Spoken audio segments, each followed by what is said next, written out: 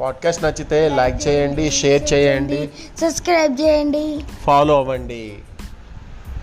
ఇప్పుడు నేను మీకు చెప్పబోయే కథ ఏంటంటే, నక్క కథ చెప్తా అన్నాడు కదా. చాలా కూడబెడితే మితిమీరు కూడబెడితే దీర్ఘారావం అనే నక్కల నాశనం అయిపోతాడు. ఆ కథ ఏంటో చెప్పవా అడిగాడు హిరణ్యకుడు. చెబుతాను విను అంటూ చెప్పసాగాడు మంధరుడు. దురాశ దుఃఖానికి చేటు. ఎట్లా అనగనగా ఒక ఊరు, దాని పేరు కళ్యాణ కటకం. ఆ ఊరిలో బోయవాడు ఉండేవాడు. బోయవాడు అంటే వేటగాడు. అతని పేరు భైరవుడు. అతను ఒకరోజు అడవికి వేటకు వెళ్ళాడు. అక్కడ ఒక చిన్న గుంత తవ్వి అందులో దాచుకొని కూర్చున్నాడు. అటుగా వచ్చే జంతువులకు ఎరగా కొన్ని మాంసం ముక్కలను వెదజల్లాడు. ఎరగా అంటే అవి ఆశపడి వస్తాయి కదా అక్కడికి. అటుగా ఒక జింక వచ్చింది. అది రావడమే ఆలస్యం.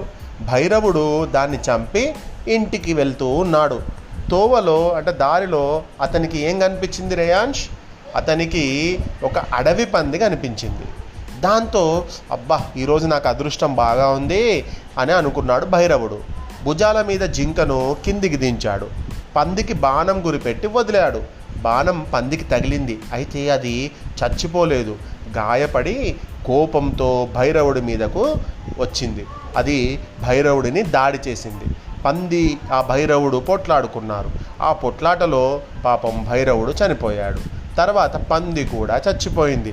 భైరవుడు పంది పొట్లాటలో వారి మధ్య ఒక పాము కూడా నలిగి పడి చచ్చిపోయింది.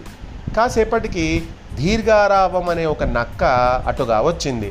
అక్కడ చచ్చిపడి ఉన్న జింక, పంది, పాము, మనిషిని చూసి అబ్బా, నాకు ఈరోజు అదృష్టమే అదృష్టము, చాలా రోజుల దాకా తిండికి వెతుక్కోవాల్సిన అవసరం లేదు, ఈ నాలుగు నాకు దొరికినాయి కాబట్టి నేను హాయిగా తినచ్చు అని అనుకుంది దీర్ఘారావం. కాసేపటికి దీర్ఘారావము ఏం చేసింది? మనిషి మాంసాన్ని నెల రోజుల దాకా తినొచ్చు, హాయిగా ఉంటుంది అని అనుకున్నది. అక్కడ చచ్చిపడి ఉన్న జింక, పంది, పాము మనిషిని తినట్టే దాని కడుపు నిండిపోతుందని దాని ఆలోచన. కానీ ఏం చేసింది అది? ఇప్పుడు ప్రస్తుతం నాకు ఆకలి అవుతుంది కదా, కాబట్టి ఈ భైరవుడు వాడేటువంటి బాణం ఉంటుంది కదా, ఆ బాణానికి ఉండేటువంటి దారం ఏదైతే ఉంటుందో అది ఒక నరము అంటే తెలుసు కదా నీకు. నరము అంటే ఏంటంటే మన బాడీలో కూడా నరాలు ఉంటాయి అన్నట్టు. సో అట్లాంటి జంతు నరంతో చేసినటువంటి తాడు కదా, ఆ తాడుని తిందామని అనుకొని ఏం చేసింది? గట్టిగా ఆ బాణం గట్టి ఉంటుంది అన్నట్టు నా తాడుకి, ఓకేనా. సో దాన్ని ఏం చేసింది? గట్టిగా పంటితో లాగేసరికి ఆ బాణము వచ్చి గట్టిగా దాని గుండెకు కొట్టుకున్నది. దెబ్బ తగిలింది. అంతే, వెంటనే ఆ దెబ్బకు చచ్చిపోయింది నక్క. ఇలా కథ ముగించాడు మంధరుడు. చూడు, ఇక్కడ అన్ని జంతువులు ఉన్నాయి, మనిషి కూడా ఉన్నాడు, చచ్చిపోయిన మనిషి కూడా ఉన్నాడు. అవన్నీ తినకుండా ఏం చేసింది ఇక్కడ ఈ నక్క?